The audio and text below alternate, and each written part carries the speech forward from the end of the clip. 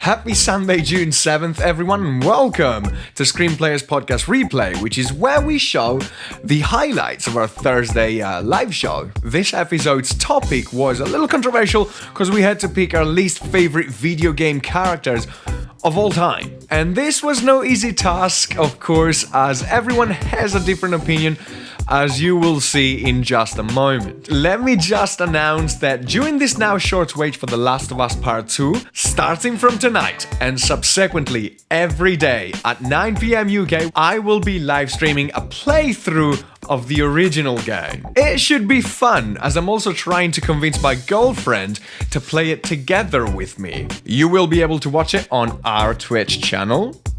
So do join us for what is one of my all-time favorite games. Don't forget to subscribe to the channel for the best news and insights on the PlayStation and Xbox universe, as well as some fun and banter with us during our live podcasts. I hope you enjoy this one. Who are our least favorite video game characters of all time? And why? And why? It was not an easy decision, I think, for anyone. Right. Because when you think about your least favorite character, I mean, under what point of view, right? It's like, why is it is it like your least favorite character that pushed you to give up a game? No, not that much. Okay, it always has to be contextualized. Okay. In my personal case, I chose a character of a video game that I have been playing. I am still playing. And I think I am at 2/3, something like that, of the game, 70 hours more or less of gameplay. And after this, I had big expectations. Okay, so my choice flies around this. Okay, I had big expectations from this game and from the character itself as well. Okay, and because it was Game of the Year. But these expectations were not met, have not been met, and I really doubt they will be met. Okay? Honestly, now I doubt it, honestly.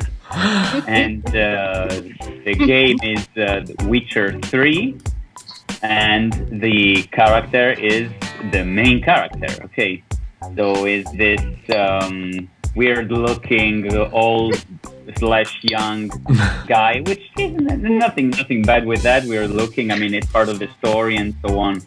But, you know, from Game of the Year, you probably would expect a lot of more depth in the character. Okay, Did you say more like depth? Did you just say depth? depth. Okay. Yeah. Wait a second. So basically, you're saying that the character is shallow. Is that what you're saying? Yeah, lack of depth. I would call it shallow. Yes. Right. Yes. So yeah, okay, we can argue it, right? It's shallow because in the book, the Witcher doesn't have emotions. Fuck you. I mean. I knew this one was going to be good. I knew this one. Yeah, exactly. But no, I mean, I have some other complaints about the game, but let's speak about the character. Okay. Right. Apparently, guys, I'm going to enlighten you that one of those complaints is that the voice is not good. Fine, I'll help you. You're not exactly bursting with enthusiasm. Witcher mutations. They strip us of emotion. I'd be jumping for joy otherwise. I wasn't gonna tell it, okay? Yes, my other complaint is that one, okay? It's not that it's not good, it's just flat, completely flat, just as the character, okay? Everything has to be contextualized, right? Whether, he's angry, whether he's sad, whether he fights, whether he's whatever, he keeps that tone. Not really. I mean, voice itself is not objectively bad. It's good acting, it's good voice, but the fact that it doesn't change with any kind of context around it is just annoying. Okay, and I can make a very good comparison, which I think people like naturally make when they play The Witcher, which is with Batman, the new Christopher Nolan series. You're walking on eggshells right now. I'm just gonna tell you that. You didn't alienate enough viewers already. Now you want to alienate also the DC fans and Batman fans. Okay, go on. No.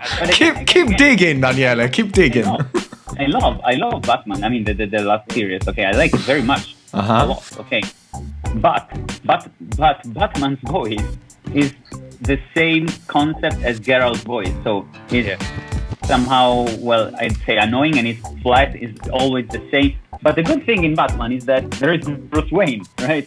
That at least, changes the character. Where there is no Bruce Wayne for Geralt, okay? Geralt is just Geralt. Well, that's pretty much it. It's just a flat character. I mean, I can accept a flat character if I'm playing Sonic. Okay, no problem. No problem at all. I accept it. Do you mean physically 2D, or do you mean like the concept? Okay, I can accept a flat character if I'm playing, Alex Kidd. Okay, or if I'm playing Tetris, I can accept a flat character if I'm playing Tetris. Okay, no problem. We've just compared Geralt of Rivia to Sonic and Tetris. Exactly. I'm just like I just think I just think we should ban him for life. God. But playing the game of the year, I was disappointed with Geralt's, let's say, profile. And again, Donnie, you don't understand the thing because it's the book. It's the book that makes it. Oh yeah, sorry. Whatever. Well, obviously, so the book is. I would have to say the book is shit. Then I don't know. I didn't read it, so I don't know. I mean, whatever makes Geralt so shallow, whether it's the book, whether it's the designer, the actor, whatever. I still haven't heard a single reason as to the why is shallow, in your opinion.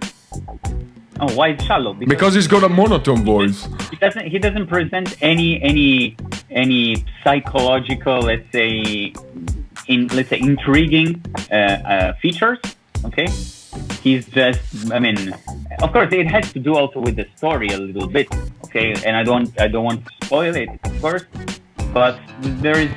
It's just weird, sometimes shy character. Like I think I can compare it actually to Squall from Final Fantasy VIII. Okay, remember, shy, closed, but at least it sometimes he showed some emotions. Sometimes you could actually tell that he was shy for some reasons. Okay, not because of lack of emotions or whatever, but just because maybe he was just shy. That's for Geralt. Honestly, I disagree completely, and I would counteract that if you think that Geralt is shallow because he doesn't have any interesting psychological traits, then you probably haven't paid very much attention while playing the game. Because during the game, you'll see a lot of his psychological traits picking. Oh yes, a lot of. Oh, he was in love with that girl, and now there is a weird situation with that girl. Oh. No. This is not it. In multiple times, of course. It's not. Oh yeah, right. He grew with that girl, like he fostered that girl, and now that girl is gone. Right. A lot of things to think. We can talk about it like this if you want to, but what I'm trying to say is just the actions he's committing. Like, he's not perfect by any actions. He's not perfect by any stretch of imagination. Sometimes he's trying to choosing unwillingly a lesser evil, but he makes a mess out of it. Sometimes it just gets played literally by like a harp by a character, usually women. Sometimes he tries to do something good and he ends up doing actually a mess. So it's not true.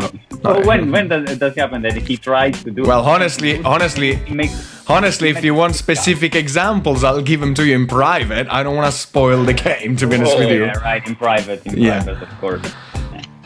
By the way, from the comments, I'm seeing that people agree with me. By the way, But anyway, to the point in which Daniele says he's shallow, and Lorenzo says, "No, you are shallow." exactly. You are shallow. I've seen the Witcher series, and I know he did. There we go. I know he did a similar voice to that. Yeah. So Henry Cavill took inspiration from the actor that played The Witcher. I think, honestly, I'm going to have to agree with Danny. I think that when a voice is so, hello, I'm going to talk to my horse. It can. I think it does lack a little bit of emotion. But if that is for the character, great. But I found his voice a little bit annoying. But in the same respect that I found the Batman voice a little bit annoying, because you can't hear sorrow, you can't hear happiness, you can't hear desperation. Can you not? That's my question. Oh, come on. Please, cut this bullshit. Claudio, what's your take on the voice? No, it's funny because this episode has gradually turned into, like a fight, pretty much, which I promise to everyone, because we're talking about one of my favorite all-time games, one of my favorite all-time characters of ever. I'm just commenting on the should have voice. given some context that Daniele's choice is probably exclusively to piss one of us up. We're not gonna say who, but at this stage it's been clear. Actually. Probably. No, but I'm gonna say from the series actually. Lauren, I'm gonna catch you some slack because he's my favorite character of the series, clearly. What a serious, guys! I'm gonna. Yeah, I knew that you would have said something like this, which probably says a lot about the series, Daniele may say. Exactly. No, but you know me. I would contradict myself if 1 week I say that Dante from Devil May Cry is my favorite character, and the week after I say that a character like Geralt, which is a sort of medieval fantasy Dante, is like, oh no, I don't like him. He's too cool for the school. He's trying to say as least as possible. No, I like him as a character. I'm speaking now of the rendition of the portrait of Henry Cavill in the series. But as we know, it's quite faithful, apparently, both to the book. The series is based on the book, exactly as the game is based on the book. However, Henry, in terms of the voice, Henry took inspiration by his admission from the video game Geralt. And by the way, Henry is a huge fan, admittedly, of the game. He apparently played through it like 2 or 3 times. Yeah. I've not played the game. I have no idea. My comments were simply about the voice. I'll reserve judgment until I play the game. Okay. We'll see. And I'm still playing it. If you've not played The Witcher, do yourself a favor, play. You can pick it up for. No worries about that. I mean, if you have better things to do. No, I'm just kidding. Of course, I'm kidding. Witcher is worth playing if you have like probably 2 months free. It's worth playing. It's gonna take you a long time. No doubt about that. Okay, man. Oh yeah. No, I mean, I haven't finished playing it, and I've been playing it since November. You're still excited, right? Yes. Yeah. Well, I finished the base games. I'm playing the expansions, to be honest with you. Rick, Hello. Who is your least favorite character of the video game world? So, my least favorite character, or the one I couldn't connect with in any way, and it isn't necessarily a bad game, but I just couldn't get with him, is Altaïr, or Altaïr, however you say it, from the first Assassin's Creed game, the first ever one. And like, I do want to point out that when I got this game, I've obviously like seen the trailers and like done a little bit of research on it, and this game appeals to everything about me. An assassin, cool, hooded figure, cool, set in this like medievally time, like olden, like crusades. I was like, this is gonna be great.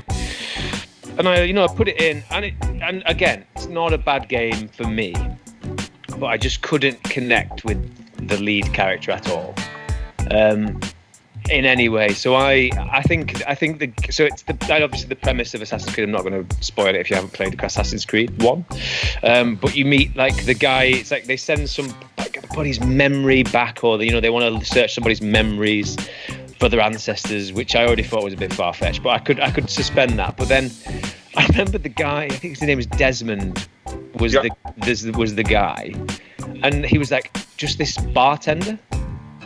And I just, or something like that. That's what I remember it of. He was just like a bartender. And it was just automatically, I was just like, he's just a bartender, but he's got all this like, and I kind of guess it was that whole thing of, oh, he's just a regular Joe like you and me, and he can be this amazing assassin guy in the past, but I just couldn't connect. And then when I got in the Animus and I was playing as Altaïr, I thought, okay, here we go. This will be the good bit now, where it's like the assassin guy.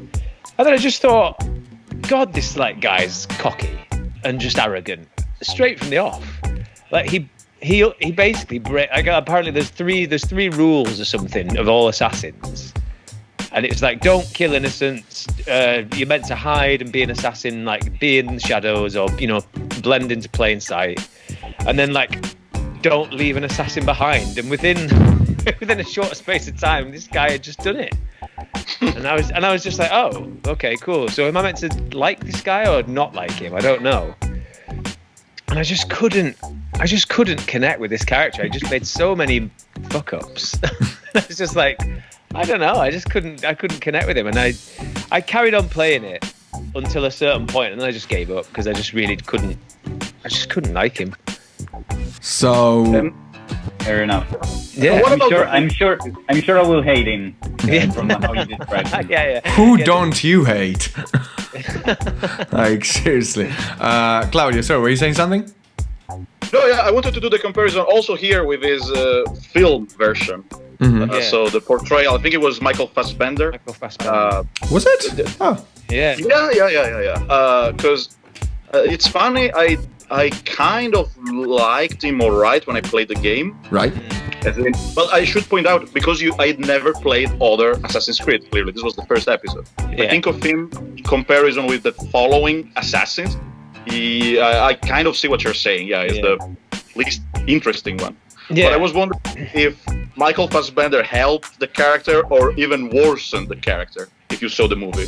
See, I haven't seen the movie. I haven't actually seen the movie. I take that the movie's probably not worth watching. I know, don't watch it. Like, I watched the movie and I was just, it's similar to this. I just couldn't connect with it. I just could not connect. And I just not everything about the character as well. Like, I don't think the game helped that it was really super repetitive as well. So there wasn't. It was all the missions were kind of similar, and it was just like, oh, go and steal from this guy. Oh, go and pickpocket. Go and kill this guy. It was just very repetitive. Jump off this building. Go and get some flags. It was really repetitive.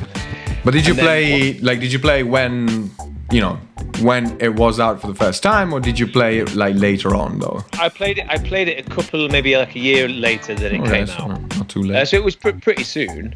And honestly, I thought everything about this, like I'm all about these kind of like hooded figures. I love a mysterious protagonist, but I just couldn't. And I remember, like, I'm sure at one point he's the person who leads the bad guys to their home. And I was just like, who is this guy? Is he just meant to be screwing over these assassins? And I don't want to ruin the ending, but the ending's meant to be like a massive twist. And I thought the twist would be, oh yeah, the protagonist is actually the bad guy. Because it was just so, I don't know, just cocky, just yeah, just couldn't connect. But then I did play the other Assassin's Creed, some of them, sorry, and I much preferred those ones to this one. I kind of like have the vibe here that you, Claudio, are on the same page. I'm gonna put it this way. I never honestly thought of Altaïr. Altaïr is indeed a football player. Okay.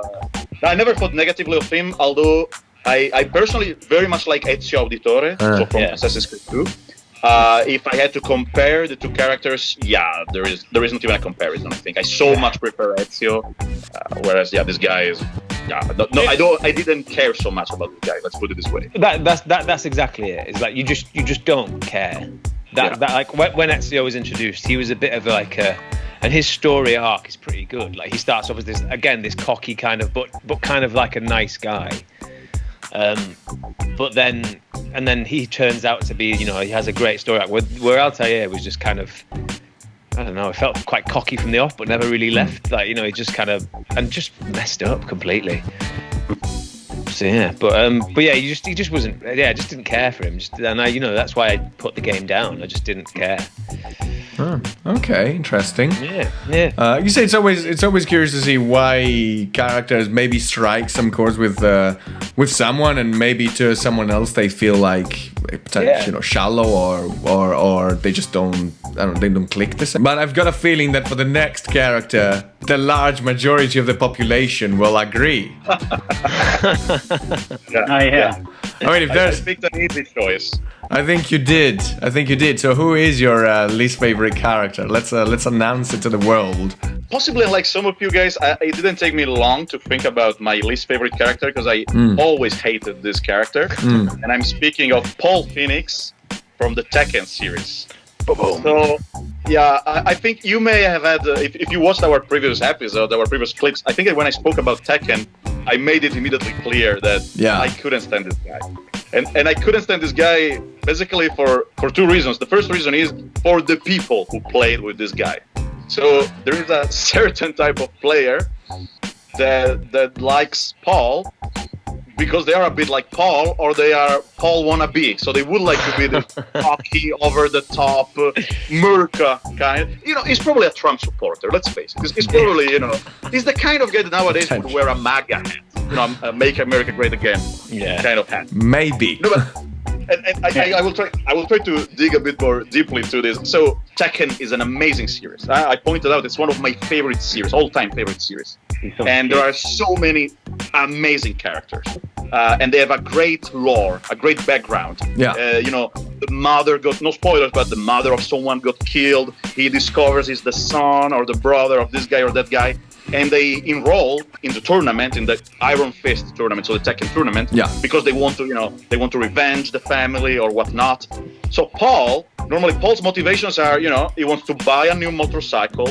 His gym got closed and he wants to reopen the gym. And by the way, it's interesting that you have put this clip of him fighting against Panda.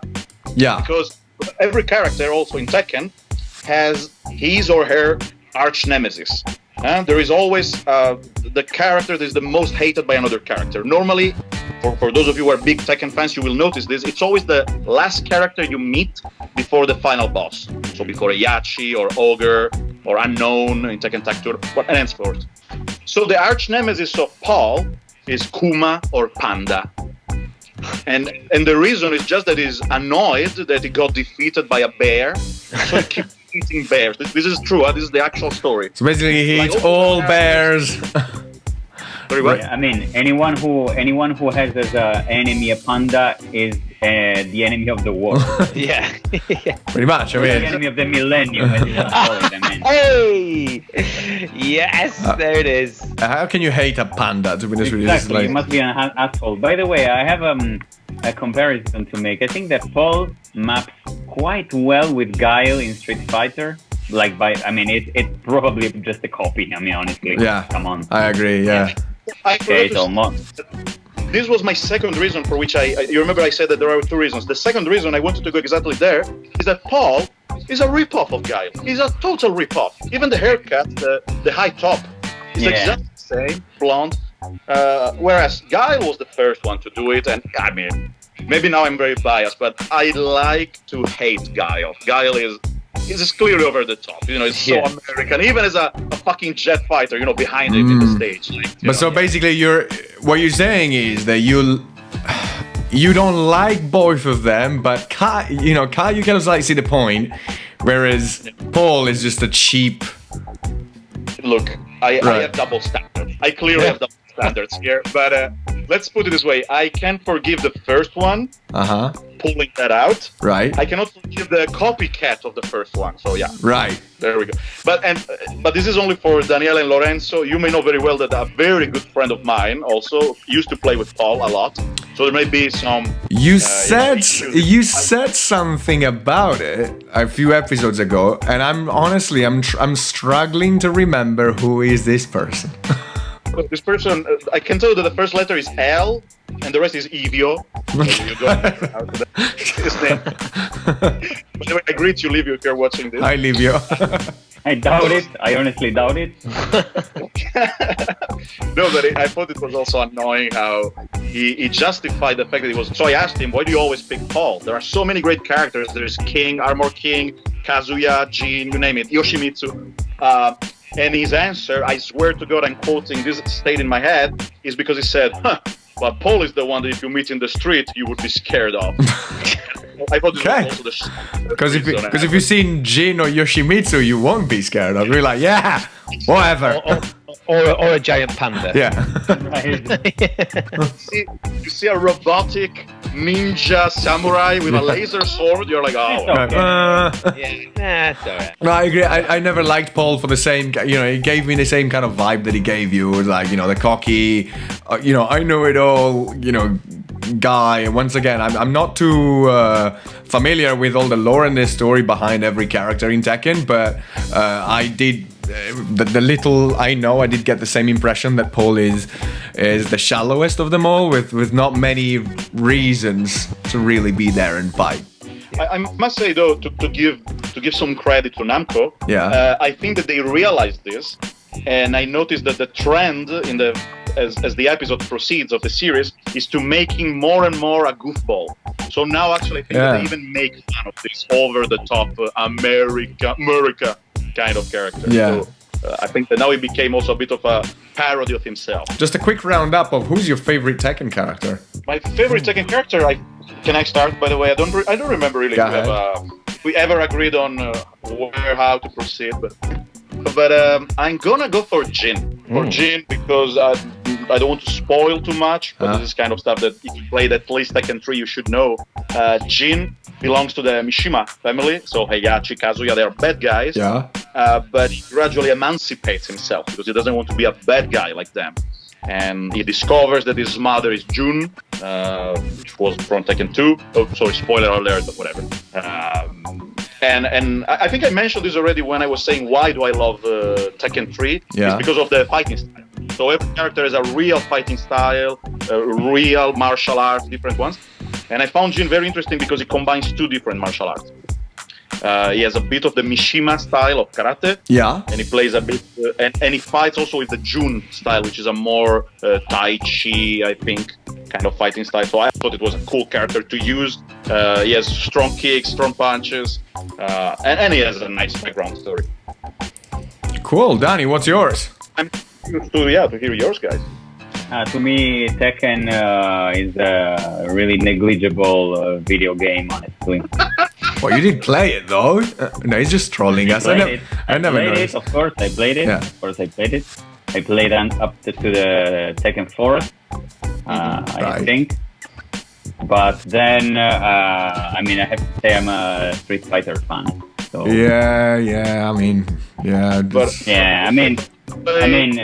can argue about the characters. Okay, that guy is evil. Okay, that guy is whatever. But regarding them, and I mentioned up until Tekken 4. Okay, again, I played Street Fighter up to the 5th. Mm-hmm. I don't know if it's the last one, and I played Mortal Kombat up to the 9 or X10. I think it's the 10. Okay. Mm-hmm. Okay, Mortal Kombat is getting better. Okay.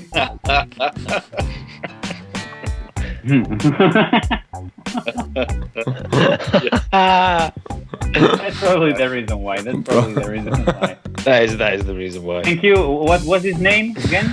It was Albelfio. Albelfio, thank you for your comment. What was I saying? I don't care. Something not important. We weren't listening to you anyway. Fighting, yeah, exactly. So that's why I was not even listening myself. So let's go to the next question. Rick, who's your favorite character? Claudio's reason was really well put. My reason is not very well put. And again, I didn't play a lot of Tekken. Yeah. But my favorite character is King. Oh, okay. Just a giant cat head on top of her body. And that's it. And that's the main reason. That's the main reason. Just fair enough. Leopard head on top of a giant body. Fair enough. My favorite character, I think I've said it once, is Warang because Taekwondo, I used to like his fighting style and his looks and his motorcycle, although Paul has an Harley Davidson as well, but yeah. Motorcycle, what's exciting? Sorry. Yeah. So, this thing going on. Just one last thing, Laura. Do you want to know something funny? I used to love Hwoarang as a character, but and this is until Italy lost against South Korea in the World Cup 2002. I'm not even kidding. I swear to God, I never used Hwoarang anymore after that. My least favorite character, and I want to make a disclaimer before I say who that is. Now, I love this series. The series is one of my favorite series in video games. One of the best, in my opinion, series, in my opinion, and not just my opinion, series in video games. You could pick any of those games from Uncharted 1 to Uncharted 4, and they're pretty much across the board great games and great scores pretty much everywhere. In this case, we're talking about Uncharted 4, and of course, I'm not talking about the protagonist because, you know, I love Nathan Drake, I suppose, like everyone else. I'm talking about his brother. Now, best character ever. Best character ever. Of course. Samuel Drake. The character is played, by the way, by Troy Baker. Now, if you guys don't know who Troy Baker is, it's the same person that voiced Joel in The Last of Us. Best character ever again. Best character ever again. And not just that, he voiced a lot of other characters. It's pretty much the most sought after actor in video games at the moment. Although I think the character of Sam contributes to the story, of course, is being introduced for the first time ever in Uncharted 4. We didn't even know that Drake had a brother before Uncharted 4. And it's a long-lost brother, it returns. I'm not going to spoil too much of it, but you can see them here as kids. I think Sam's like five years older than Nathan, so you'd argue that the older brother should be the wiser brother, right? But it's really not the case. And the thing is, in this game, Drake's pretty much got I would say, figured out life somewhat. He's got a wife, he's got a routine, he's not robbing tombs anymore, he's not going against bad guys anymore, he's not killing people anymore. Of course, you can see at the beginning of the game that he kind of like misses that lifestyle, but basically his brother returns, tells him that needs help because there's a criminal that will kill him otherwise, and he needs a bunch of money to come up with quickly. And Nathan Drake doesn't even question, right? He just goes like, "Yep, it's no problem. I'm just gonna lie to my wife, and let's set the course to steal this Avery's treasure." And it's a constant throughout the game that you see that Sam Drake, instead of being the wiser, older brother, respectful of the fact that he missed his younger brother pretty much a good chunk of the life, and missed the fact that the younger brother is now married and happily married, he basically encourages, in a way, Nate to risk the marriage and risk it all and lie to his wife in order to go after a treasure that might not even exist in the end. For what? I'm touched. I'm touched. I know that you, lurid clown, actually played Uncharted 4. So, what's your take on Uncharted 4? Do you agree with me or not? Sam Drake is the only reason why there is an Uncharted 4. The character of the character of the millennium. Probably, yes. The character of the millennium. Sam Drake is the only reason why there exists an Uncharted 4, and you should be grateful. Yeah. Okay. You should be grateful to Sam Drake. Okay. So, I'm sorry. He didn't let Nathan Drake with his wife on the couch. Oh, well, I mean, fuck yeah. Okay, beautiful. Okay, I like Sam Drake, as you can probably have understood.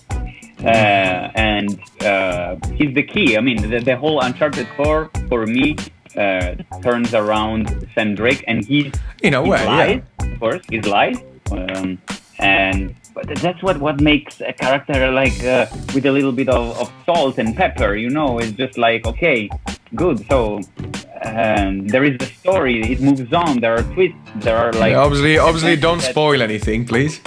And he's got a character. He has a good character, in my opinion. Nothing to hate about Sam Drake. Besides that, he took Nathan with lies away from a family. However, okay, that's my comment. Wow, and a good comment it was too. I don't know. Says, Have wow. you guys, Claudio and Rick, have you played Uncharted 4? No, I haven't. Now, I just wanted to say though, if I understood correctly, so he's the long lost brother of Nathan Drake. So it's a bit unfair of me of commenting of a character I didn't play with or that I don't know. But isn't it one of the laziest actually kind of plots of movies or video games? The long lost brother that conveniently comes out after, Well, I mean, we're not talking about any Golden Globe to the screenplay, okay? I mean, of course, it's not revolutionary, okay? Like, absolutely, but still, I mean,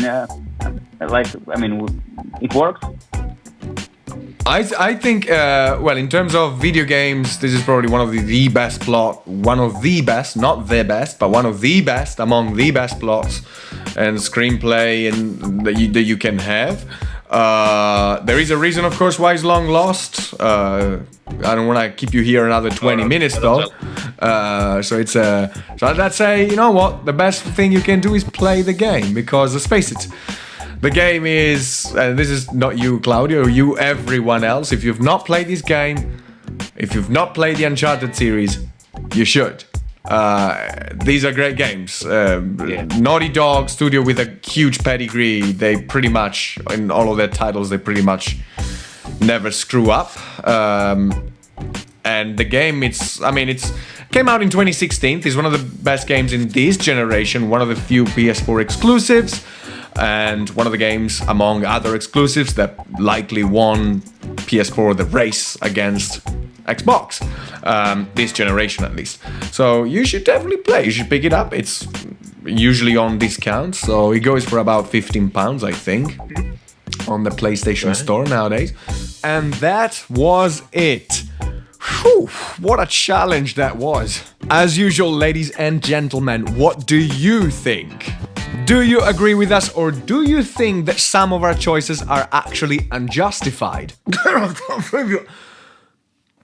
I've got this bad cough for some reason. Either way, let us know in the comment section right down below, or if you prefer, on Twitter at ScreenPlayers_. The appointment is for Tuesday with our ScreenPlayers news, where we talk about the PlayStation 5 backwards compatibility. Have a great rest of your Sunday, and see you later.